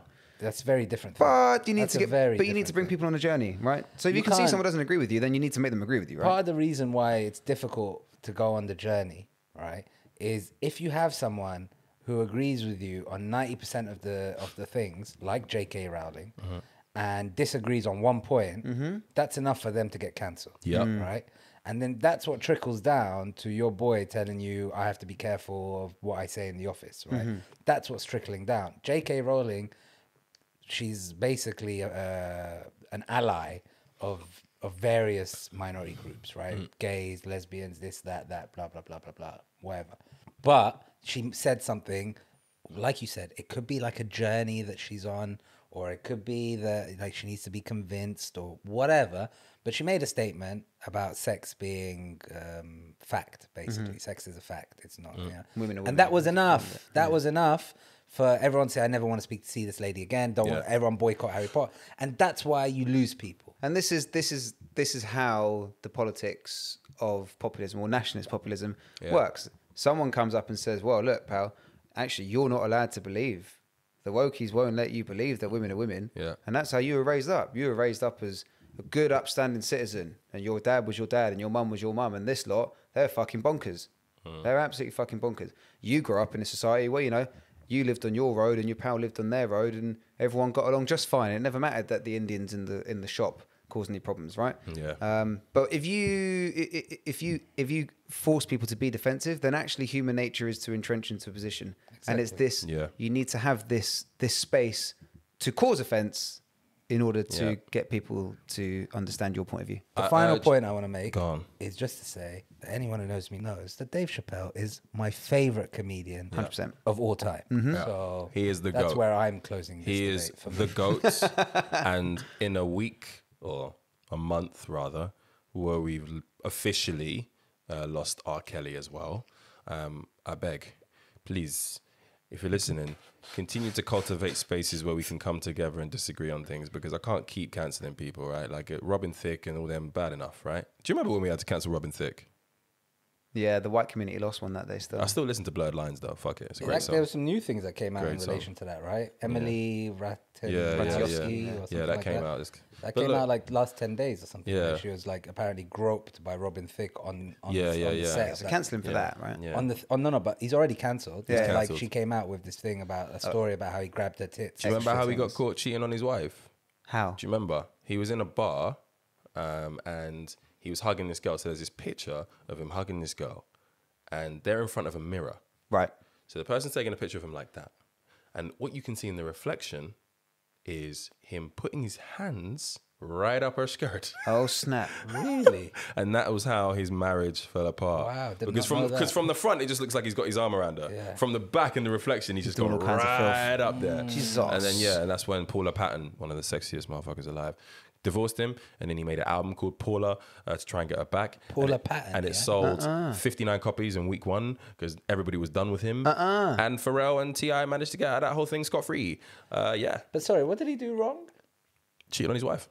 But that's why he got cancelled. No. People cheat on their wives all the time. Blurred Lines was at the start of the Me Too movement. Very, very date rapey sort of song. I know you want it. I know you want So it. that's the reason he got I cancelled. love that song, man. Like I really, really love that song. I just have to like change the lyrics a little bit. Is that like, why he got cancelled? Yeah. I got him. Yeah. I have He to- didn't do anything like Harvey Weinstein. No. It's Well, for it that later sort- turned out that 10 years later he'd groped Emily Ratajkowski, but he got cancelled because the song was date rapey. Yeah. Was the song date rapey? Yeah. Yeah, That was, the it was lyrics. deemed to be. Now, when I sing it, I sing a consensual version of it. And do you know I what? hope And you this, want it. right. I hope you want it. And this is the point I that hope you want it. this is the point that we've been making. You know, They also lost money on that. They all made that. They song. lost all the money because because it was the worst rollout ever. No, because of the trademark, right? That's what I'm saying. Yeah, exactly. The Marvin Gaye estate Yeah. sued their ass. The point that I wanted to make is this is where white disadvantage is played. Yeah. They all made that song together, and Pharrell and T.I. are still famous. But then Pharrell came out with an album called Girl and a song called Happy, and nobody thought or remembered them titties of Emily Ratajkowski there on after. Didn't T.I. also go on a mad thing where he was like he checks. Tommy's just seen Paula Patton on Google and he's just gone. Yeah. Sorry, Tommy. T.I. did a mad thing where he said he was going to check that his daughter was a virgin. Let's move on.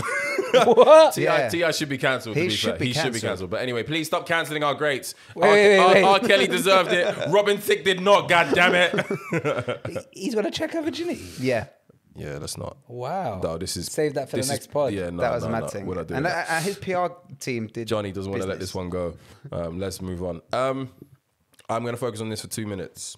What we thought was a very horrible case of a young lady being killed on her way home during lockdown last year became even more harrowing in the last week as the details came out. All I want to say is, Wayne Couzens, there is no amount of your cell buddies making your life a living hell every day, shanking you in the toilet every day, making you their bitch every day, that will give any of us the satisfaction for what you did. R.I.P. Sarah Everard. Wayne Couzens was sent to prison for life. We hope he's buried under the prison. That's all I got on that. Well, I don't know about all of that. You don't believe in rehabilitation, yeah?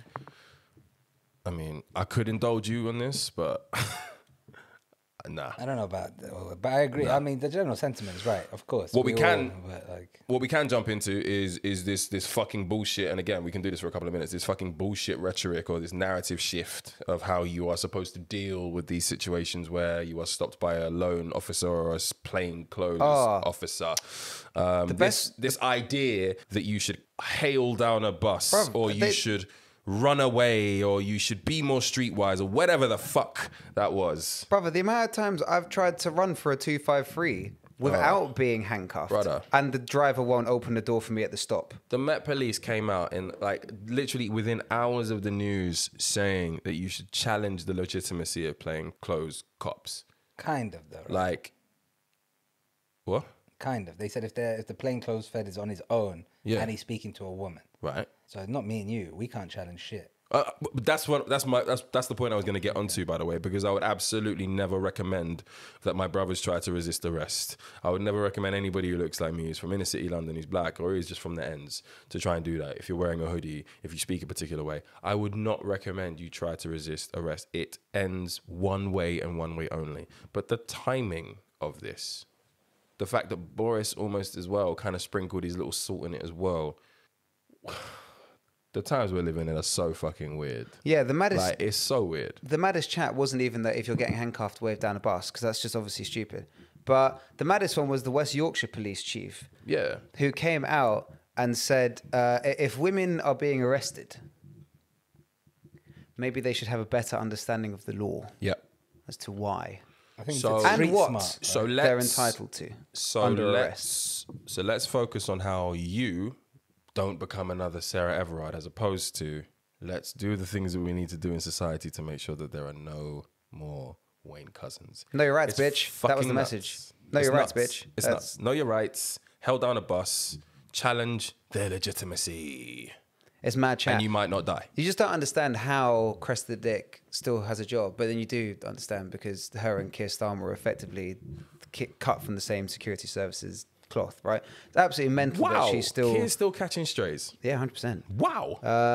They're basically two peas in a pod. And you just wonder how the Met is allowed to function as a police force. There's like bizarre London-centric, but also quasi-national, totally ineffective force that's absolutely bent all the way through, completely rife with bent coppers to go a bit line of duty, and totally inefficient practices and ineffective methods of policing. The audacity on the top to not only not help society, but to inhibit society's ability to move on from this by denying the fact, with the help of what is effectively an industrial journalistic complex, where all these fucking papers were saying ex-police officer this, ex-police officer. He wasn't an ex-copper. No. He was a serving copper in uniform that nicked her. He'd been there for less than a year. He'd also been and in driving that around small naked like 3 days before, and they refused to Yeah. nick him before they even hired him. But I am right in saying that he was there for like a year or so. at Something like point. that, yeah, And, it was and in that time, by the way, in Yeah. that small amount of time being in the force, he was already known as the rapist. So that's No, it. but he's been switching between forces. Yeah, so okay. before they even hired him, he was known as the rapist. Fucking wild. And he's The actually issue now is under that investigation.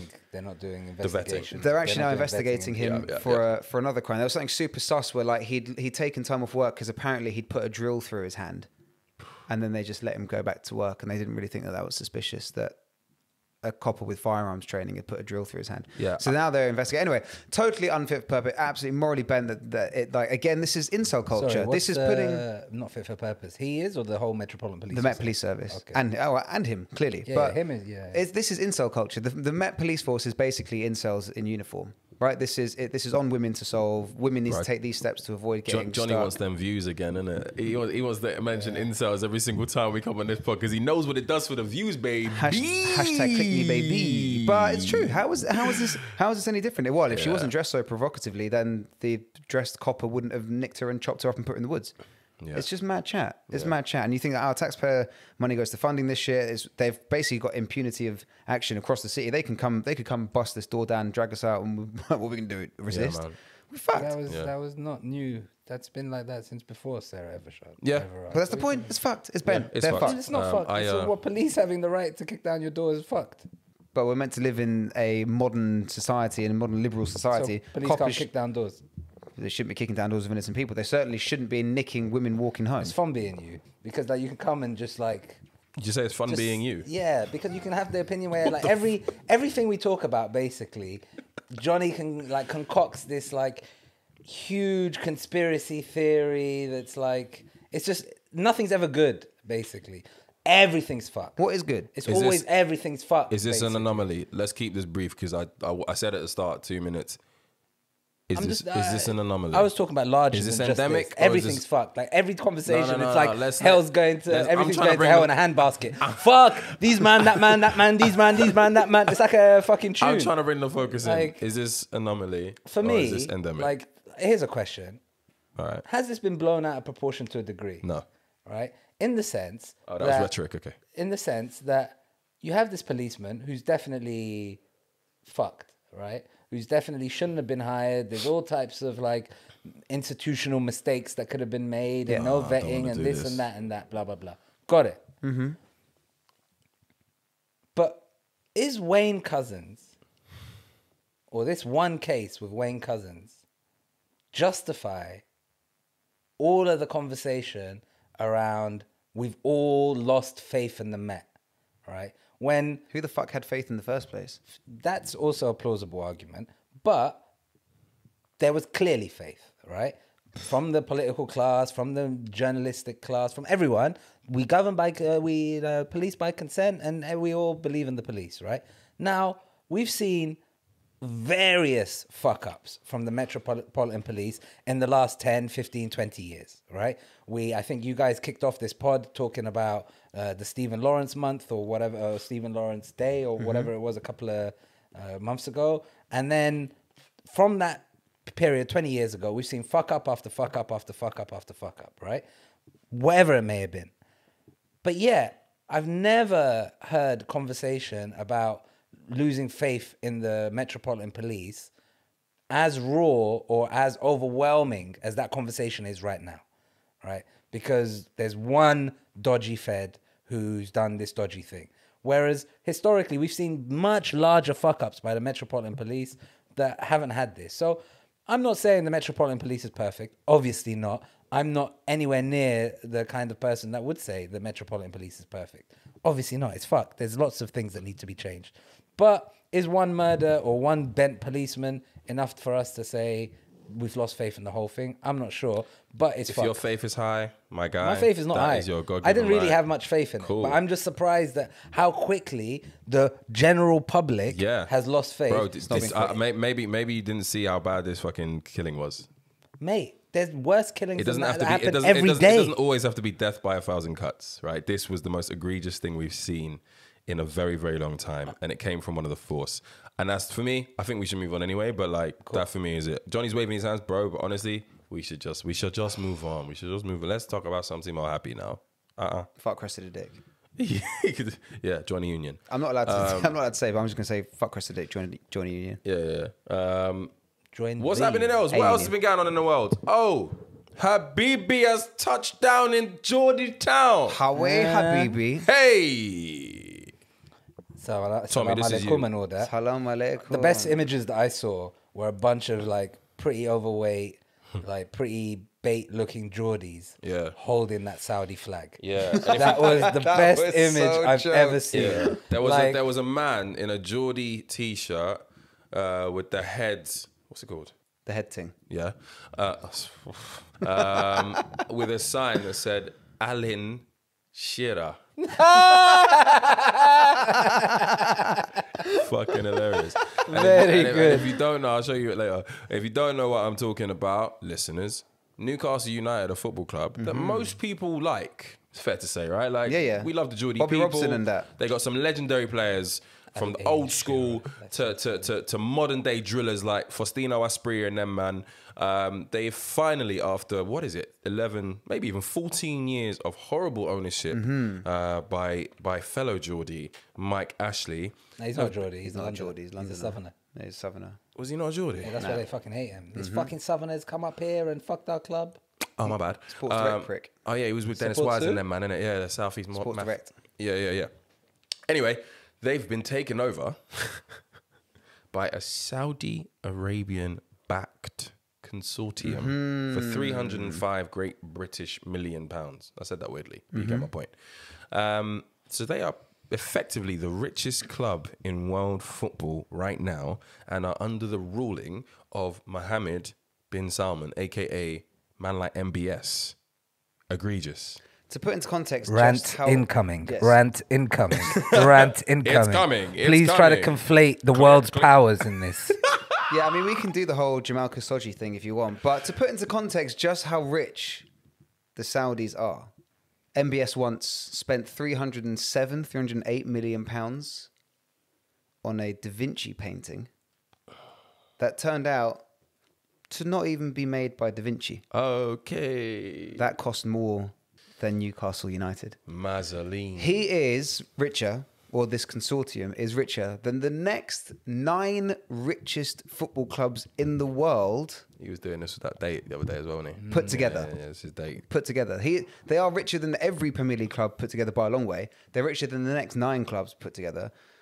He is about 10 times richer than City's owner.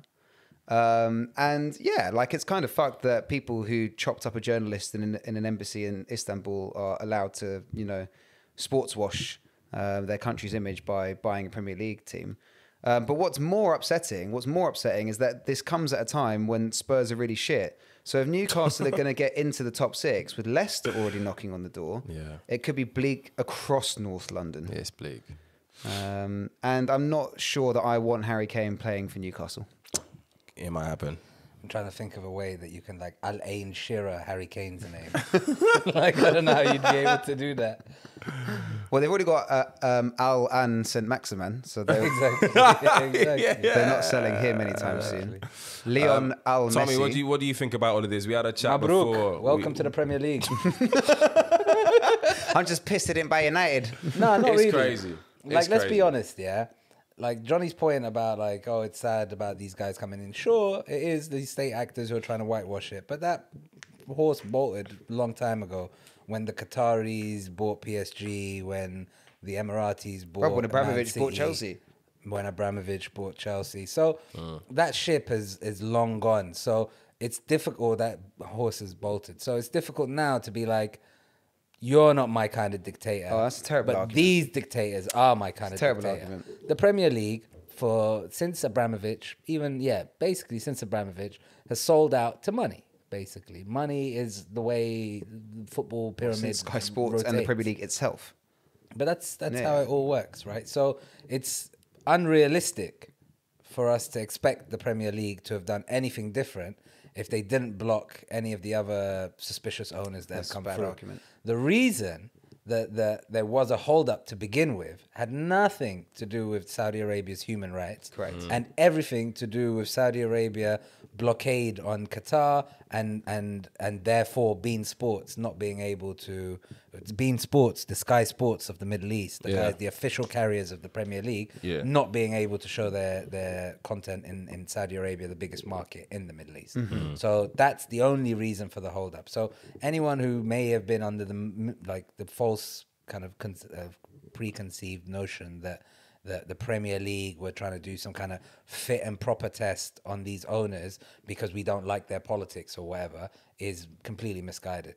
The Premier League were trying to protect their own revenues by forcing this consortium to either distance themselves or get the Saudis to completely reverse course on the piracy of football. Brother, basically. MBS is on the. He's a chairman of this fund that runs the business. It's of PIF. It's a state Yeah. investment vehicle, basically. Sovereign wealth fund. So he's not separate from this thing at all. He's not. Yeah. And the way you know it's not separate is the first time before the Premier League kind of blocked it. MBS texted Boris and was like, figure this Yalla, out. push this, bro. Yeah, what the fuck's going on? Figure this out. What do you mean? And that's what they use as proof that the consortium and the state Mm-hmm. are linked. But they were linking it not because because of any kind of human rights related concerns. They were linking it because they wanted the piracy situation resolved. Correct. Yeah. They wanted their partner, Bein Sports, who is essentially the only body who's going to bid on this contract the next time round, to be able to maximize their revenues. And therefore, the Premier League can maximize their own revenues. Has nothing to do with human rights. Yeah. And therefore, Mabruk, Habibi. Johnny, relationship advice. It's your week. It is my week, and we've got quite a good one this week. Oh, Got quite a good when are one they this not week. good? Submitted by a woman. We thank her for her submission. Thank you. I have been seeing a guy for the last year. This is my first relationship since my ex cheated on me. I was single for about a year. I don't know. That's why. bleak, bruv. Sorry. She actually opened up. Oh, I'm sorry. This is my first relationship for about a year since because I had trust issues meeting other men. Understandable. I honestly feel like this guy is the man of my dreams. The reason that I was so upset after my ex cheating on me, beyond the natural disappointment of it happening to you, is that he was also the best sex I'd ever had in my life. I am quite a sexual person. Sex is important to me in my relationship. My new boyfriend Oh God. is deeply religious Oh. and doesn't believe in sex before marriage. It's already been a year that we've been together. Dry humping. And at 32, I'm not sure, one, if I'll ever meet anyone like him, Okay. but two, if we break up, that I will find anyone else at all. Wow. Given how important sex is to me, but he has never had any, I am hesitant to put all my eggs into one basket. You ain't putting your eggs anywhere, love. Sorry. We have Joking, sorry. discussed children and we are both on the same page. But the idea of marrying someone and not having an active sex life is something that is daunting. Sorry, why is the sex life not active? What- Once they're married, why would it do not be I active? do? So she thinks because he's not blowing her back out now that like he's just not going to be a regular Is that what the assumption is? back blower. So the point is that because he has never had sex before, she's worried that it won't be good sex or it will take a long time before they are having good sex after they're married. That's a valid concern, but you shouldn't be concerned you're not going to get enough sex, because once that bad guy busts a nut one time, hey, How does, and how there's does, nothing that's going to stop him. by the Peace way- and and fair. by- and by the But way- the quality will maybe poor. by the way, how does she know that she's good at sex? That's not the She point didn't she's say making. anything about being good. She was just saying she likes it. No, she said that what if he's bad at sex, right? Yeah. Well, I mean, they are as yet to find out either way. Yeah. But I don't think the point is that she's claiming to be a superstar. It's that she likes it. She likes having sex. All right, you're And she's gonna have concerned sex. about marrying a guy at 32. put I a think ring on the it. other angle is that she's 32. She hasn't really got time to hang around and find out. That's a myth. She loves him, It's a myth. and everything works. But Stop breaking my mic. I suppose it. what does she do? What does she do? I've got a question if you haven't got a suggestion. Okay, mine's loading. So the question that I have is that at the end, it seemed to suggest like, I don't think I'll meet someone like him. That means what? That she really likes him? Yeah. Okay. So Yeah, she so said they this haven't could be the peaced, man of her dreams, Yeah, right? but it's the man of her dreams. Yeah. After a year. After a Fine. year. After a year, fine. But then again, at 32, you know quicker, right? It's not You like do know quicker. You're much more discerning. Yeah, 100%. Yeah, she's older. She knows what she likes. She knows what she doesn't like. She's met this guy. She knows she likes him, basically. she likes sex and she's falling in love with a guy who's never had it before. Or had it with her as well. Yeah. Yeah. Well, he doesn't believe in sex before marriage, so he's never had sex. Okay. So one thing I would like to understand if she was here is when she says like, wouldn't want to lose him or something, or I want to understand whether she's more afraid of losing him or more afraid of not finding anyone else after losing him, because that seemed to suggest like, oh, I'm 32, I'm not sure if I will be able to find anyone else. If that's a concern, then babes, don't worry, you'll be able to find someone, right? So the idea of being with someone out of fear of not being able to find anyone else later down the line is not the way to go, right? Good so point, well like, made. I'd for sure say that if you want to stay with him, It should be for him, not for and someone else. in and of himself. Himself. Then it makes sense. But I wouldn't be afraid of dumping him just because I wouldn't be able to find anything in the future. That's dead. I once had a friend who didn't have sex before marriage. He met the girl of his dreams and they got married. They had sex once or twice. Once or twice being a slight under-exaggeration, but had sex a little bit, realized that compatibility levels were very low. What compatibility? Like sex compatibility. Yeah. Literally. And that was the beginning of the end of their marriage. So much so that he went to get a massage and had an happy ending Gave himself a happy ending. and told his missus, and they divorced. Holy Within shit. a couple of years. Did he tell her because he How wanted are you to laughing, divorce? fam? So- Like, I don't understand. He went home and said, "Listen, this is what I've just done," because he was looking to call it a day. it sounds God-fearing like. men are honest. And so I say all of that to say, submitter, go get your sexiest lingerie, okay? Put it on him. Look him in the eyes and say, look, we're going to spend the rest of our lives together. Tommy shaking his head. Haram, haram, haram. Doesn't look. We're going to spend the rest of our lives together. God ain't watching right now. Haram.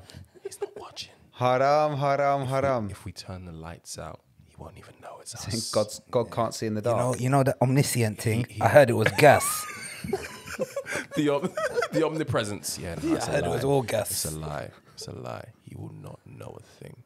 So she's in your man's Mrs. Boat, basically. Yeah? Yeah. She's in it's your a man's tough Mrs. one. Boat. It's a tough one. If you really, really love this guy, you will respect his religious leanings. Tommy's now yawning. No, I'm not yawning. Yeah, I was like, not the. if you really love this guy, if this guy is the man of your dreams, I'm sure this has come up in a lot of conversations before.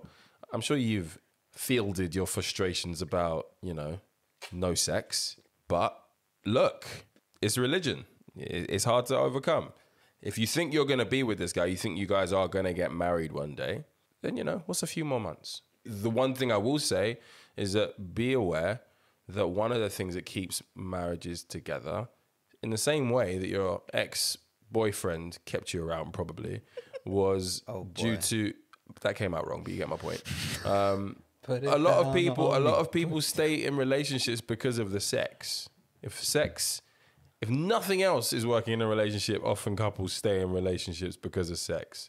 So my advice to you would be, if you are going to wait until marriage, you've got to be patient when you actually do start banging. Because look, he's going to need some work. Are you saying she has to break him in slowly? You're going to have to break him in. You're going to have to teach him a few things. I would say, really, sister, your best option here. Sister. Really, sister? Good. All right. Your best option here is to go to church Go to church. and to pray Go to the pastor. that he has a hidden talent. He has been hiding. One jackhammer. Because if you marry him and it is good decor, everything is plus plus. Hey, in Jesus' name. But if you don't go to church, he will not deliver nothing. I have a will wider not. question. You will not. A more kind of macro level question. Okay. I guess, does this come with some level of conversion for her?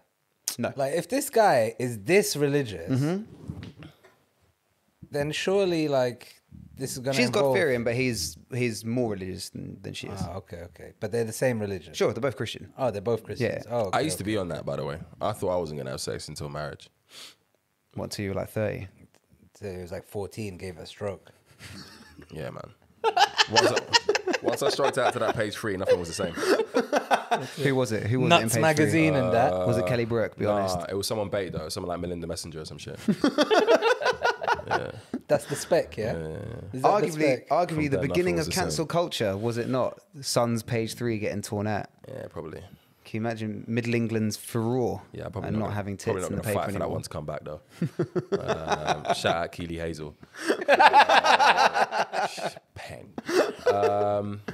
Yeah, you've got a decision. To be honest, I don't think this is a massive decision to make, honey. We've got to help you. You can't be like, oh boy, that's a tough one. We have to help her out here, yeah? I've given Yeah, you my I solution. yeah. I wouldn't You wait. stay with him. I wouldn't stay with him just for the sake of not being able to find someone. Okay. So if that is the motivating fear that come you on, have, Tommy. that like she was like, oh, I might not find someone at 32. Come on, man. She's in love with this brother. She's in love with him. I'm saying if that's the motivating thing of like, oh, I might not. If that's a factor in your decision making, I'd say remove that factor instantly. Entirely agree. Because you can will be able to find For someone. me, Entirely agree. That's a good For point. me, you can make bad sex good sex. Full stop. So you wait. There's very minimal downside associated with waiting, because even if the sex is really bad, I know I gave the example of my friend and lack of sexual compatibility, but there's an argument there that maybe they didn't try hard enough for long enough, you could argue. People who are shit at sex can ultimately become good at sex. It's about what works for both of you together. So what you're trying to say is that it's she a should mindset. stay. It would appear that he has ticked every single box except for that one unknown. Her box. But you're Her box. basically saying it's a mindset. He has not basically, ticked her yeah? box.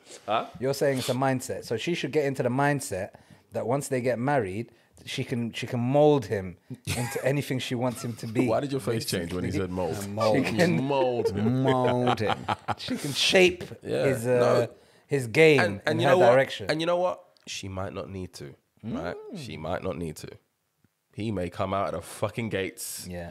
like Ron Jeremy himself. He might be a stallion. Like a duck, like a duck to water. Like a duck to water. You know what I mean? Like he could come out and this ain't even an issue anymore. Just be slanging. She'd be back in a year, listening to episode 55 and being like, "Why did I submit that again? Shit's okay on this side." Put it down on me. You know what I mean? So I would say there's minimal downside. You're at the age where you're probably going to start talking about marriage and all of that stuff soon anyway. So your waiting game is coming to an end soon, my sweetie pie. So just be patient. In Jesus' name. That's my view. Yeah. I think I like Tommy's point about the not finding anyone else aspect. Remove that. Look at this. This is the first. Yeah. Johnny and I out here. On the same page. Yeah, it's weird. Yeah, you can weird. tell Which page is this? it's a Shabbat miracle. Yes. It's an Old Testament page, clearly. Yes. I read that one too. Yes, very good. That's true. Don't be with him for fear of not finding someone else. But she's not unhappy. She's very happy, but Exactly. she's worried about putting all her eggs in one basket. Why are we focusing on that? Breaking news. Breaking news. That's what she said. 19 of the other clubs have called an emergency meeting over the Premier League accepting the takeover. Of course. The haters are out. The haters are out. Super League All time. led by Daniel Levy, I'm sure. Oh, boy. He's like, oh, we can't have this. Yeah, we got so close to a whole episode without anti-Semitism. Yeah, but finish us up. No, but that's what you were talking about. You said that you might have Yeah, been I'm allowed to say it. It's our word. Oh, okay. Guys. My bad. I should have said led by Mashiri, my Iranian brother. Yeah, I think. I mean, it's fucking way beyond me to tell anyone to marry someone, isn't it? Like, but if sex is that important, then you need to basically. I like your point, Rich, about you basically got to stick it on him and see what happens. You've waited a year. I mean, the fuck? Just wait. Or cheat. Just cheat. Just get it in. Or Don't cheat. do that one. That's the dodgy one. Just cheat. Because like if she loves him as much as she says, Just ask. And my G is also invested, and then somehow you get rumbled for your cheating, then you'd have fucked it proper. Yeah, big time. So like Yeah, I'm obviously joking, taking but- side dick ain't probably your way. You might as well Exactly. just call it a day. Just with take the front dick. it. Yeah, exactly. Yeah, exactly. Superman. So doggy. we had obviously a contentious situation with the quiz last week. Yes. I'll be honest, right? I am happy to take the high road and give Johnny last week's. And you just want to give it to him, yeah. I'm sure. Look, the record will be the record. Johnny fucked it. He didn't get the right answer. Doesn't matter how I won the we vote. reached that point.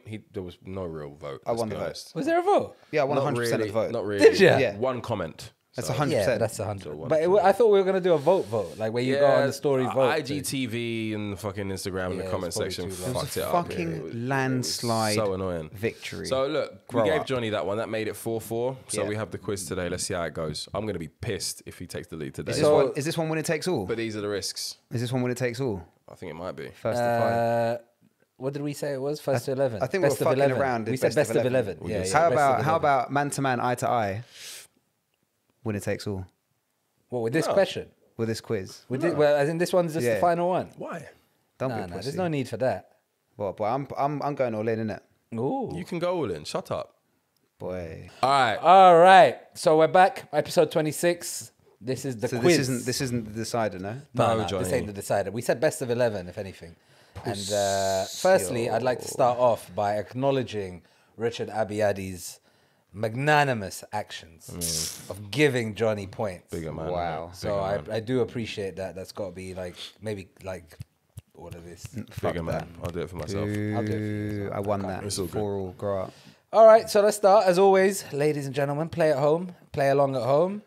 The format's always the same, 5 questions. Every question answer is a number. Sum those 5 numbers together, and you'll get a grand total at the end. So, Did you hear the rules? Yeah. Cool. so question number 1. Journalists Maria Ressa and Dmitry Murtov have won the Nobel Peace Prize for their courageous fight to defend freedom of expression in the Philippines and in Russia. But how, and this is very important I say this clearly, but how many millions of krona do they win? Do you get? How many millions? Yes. Just to be clear. So if the answer is 2 million krona, What do you put, Johnny? The answer is 2. hey, Wonderful. All right. Not 200, yeah? That's actually what I Cool. did last time. But anyway, thanks. All right, you guys done? You got that wrong. Yeah. Question number 2. Recently, Netflix co-CEO. Johnny's looking at my shit. I just saw at the corner of my eye, like exams at school. Yeah, You he's covered looking your at, answers. He's looking at my shit. How can I see He's your looking shit? at my shit. Piss off. All right. Recently, question number 2. Recently, Netflix co-CEO Ted Sarandos announced that South Korean drama Squid Games, which debuted September 17, was on pace to become the streaming service's most watched original series ever. Very good. Bridgerton is Netflix's current most watched series. Very good. Looks dead. How many millions of subscribers tuned into Bridgerton in the first month? Oh, in the first month. Yeah, because this is how these things are calculated. So if the answer is So if the answer... just for Johnny. Okay, here it is. Rich, 'cause he so I'll actually give got you a this clue on this. Netflix have 210 million subscribers. Yeah, so So if you want to guess that all 210 million watched it, what would you guess, Johnny? Again, I got Just this say the format number. right. We gotta be it would clear. be We gotta be- 210. Good. All right. So now write your answers. How many man watched the current number one Bosh. show, Bridgerton, in the first month? Bosh. Yeah? Got it. On to the next one. Number 3, meat production is a major contributor to global heating and land degradation. Facts, cowspiracy. While eating lots of red meat and processed meats have been linked to a greater risk of developing cardiovascular disease, type 2 diabetes, and certain types of other cancers. Tastes good though. For these reasons, the government commissioned National Food Strategy for England recently recommended that people try to cut their meat consumption by 30% in the next decade. But by how much have we reduced our meat consumption in the UK over the last decade? So just to be clear, their National Food Agency is recommending we cut 30% meat consumption over the next decade. By how much has meat consumption fallen over the last decade? Wow. Write that number down. It's a percentage, obviously. And on to the next one. So Question if number it's 4. 60%, what do you write down, Rich? You should ask yourself that. Yeah, Go it's find, ironic go that you're find a making them mirror. Yeah, jokes. go find a mirror and ask yourself again. You ready? Question number 4. This week, Boris Johnson talked up the successes of his government at the Conservative Party conference. Man, like level up. Front and center was what Boris he Abiadi. claimed to be a world-leading COVID vaccine rollout. Can't argue with that. To the nearest whole number, what percentage of the of the UK population or of England's population is currently double vaccinated? To the nearest whole number, please, Manda. Add that up to the other one. And here we are with the 5th and final question. California just became the first state in the US to outlaw stealthing. You man familiar with stealthing? I am not. Stealthing is a slang term for the non-consensual removal of a condom during sex. Oh, shit. Okay. So that's now illegal. That's in what that was California. called. Yeah, it's Shout out called Michaela stealthing. Cole. The law, signed by Governor Gavin Newsom on Thursday, makes it a civil offence under state law. A civil offence? Yeah, for What the someone to remove a condom without their romantic partner's consent. You got to be really burst to not be able to tell the difference, by the way. But anyway. So this had me wondering how much of how much of a problem this really is, this stealthing thing, right? So I found a survey that was done for this article. Look what you were Googling this Friday. I know. A 2018 survey, right? ONS, yeah? No. This is the closest thing I can find. I know A it wasn't- survey, I know it wasn't. a survey in Australia. So, a 2018 survey of patients at a sexual health clinic in Melbourne, Australia, found that X% of women and 19% of men who have had sex with men had experienced stealthing. X% of women and 19% of men who have had sex with men have experienced stealthing. Done. This is in a very kind of narrow survey in Melbourne, Hell, it's Australia. a hard quiz this week. Shit. It's not an easy one. Sum those numbers up all together, and let's go again. Let's see your answers first. Abiadi, very good. And Well, we always announce it. What did you get? no. You announce first because I've seen his number. Okay. 148. He's got Johnny's got 148, and Abiadi 216. 260. Very, very good. Let us go. Number one. Why are you biting your nails for? You nervous? Yes. After the free point that you gave him. Exactly. Maria and Dimitri, they won 10 million krona. Ooh, bad start. So the number for that is 10. The committee called the pair representative of all journalists who stand up for their ideals. Mm-hmm. Just to give you some perspective, 10 million krona is about 800 grand. Very good. Question number 2, the Bridgerton question. How many people watched Bridgerton in the first 28 days on the service? So the data shared at the event where the co-CEO said that Squid Games is on track to outpace Bridgerton spotlighted the Regency era debutante drama Bridgerton as Netflix's most watched series ever with 82 million subscribers. I'm banging trouble. Tuning into the first 2 minutes of the show in the first 28 days. That's how they track these things. Fuck. So, what did you have? 14. 98. 98. Oh, wow. Oh, boy. Meat. We're on to the meat question, right? So, we're obviously looking to cut meat according to the National Food Strategy by 30% for the next decade.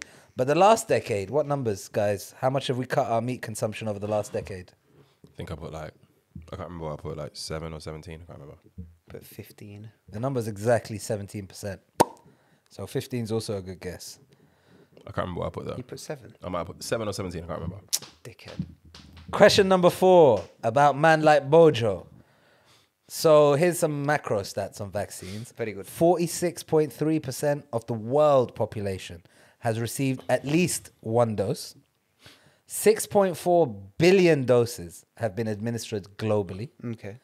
And 22.5 million doses are now administered daily. Okay. So these are some huge stats. That's quite big. But the only numbers also the other crazy stat is only 2.4% of people in low income countries have received at least one dose. Fuck. But the one that you guys are all caring about, what's our rate here in the UK? 67.2%. So the number you man are looking for is 67. I put 74. Not Put bad. 62. So the reason I brought this up is that Boris Johnson was gassing us how well we've done, and we all think we've done really well because we started well. But in fact, we're not doing that well now. Flattened off. So there are actually 13 countries now globally, most of which are our kind of G7, G20 kind of competitors who have now kind of leapfrogged our efforts. So cool. It was a good story saying how well we did. Yeah, we have no red list anymore. Eh. I don't care. Get ready to party. We are Off to partying. Mexico, baby. The final question about California's new civil law about stealthing. The answer you guys were looking for really surprised me.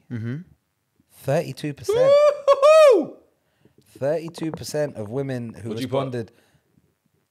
I put 40%. 40. Yeah, that's not bad. I put 39. That's not bad either, yeah. I was surprised it was that high. So about 32% in 2018 at this clinic said that they had suffered from stealthing.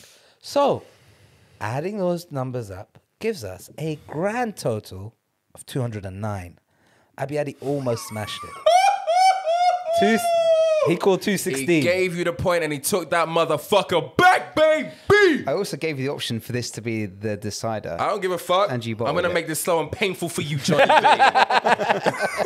Every time it looks like the ref is about to step in, he's going to lay off. I want to thank everybody who voted against me this week. Yeah, you said that. This is for you. You said that Johnny should take that point. Yeah, go fuck yourself. Yeah. Well done. That's actually you've actually nearly nailed it 2 weeks in a row. Bang. So you won last week, so he didn't nail it. Yeah, but he nearly, I actually nailed it last week. Yeah. If you Oh, listen actually, back. it was you that nearly Yes. nailed it last week. I beg Yeah, your pardon. thank you. I So beg your pardon. Take that And back. what- Nearly to a factor of 10. Yeah. But anyway, it's been a pleasure. Thank you very much. Talking to you guys. Oh, Yeah, right, right, pleasure's right. been I thought we were doing Who like, did you think I was saying it I to? thought we were doing like a cool sign-off thing where we like No, say one I'll thing. say Yeah, no, it's been a alright. pleasure. Yeah, it's been alright. Yeah, being with it's you very guys. good. I've enjoyed myself today. You know where to find us. We are on Apple, Spotify, SoundCloud, Amazon, YouTube, If you're nasty, and yeah, All of that. shout out to the incels as usual. hashtag incels, hashtag incels, hashtag incels, hashtag incels. And you know where we are at. Thank you as ever for listening. Episode 26. See We ya. out, baby.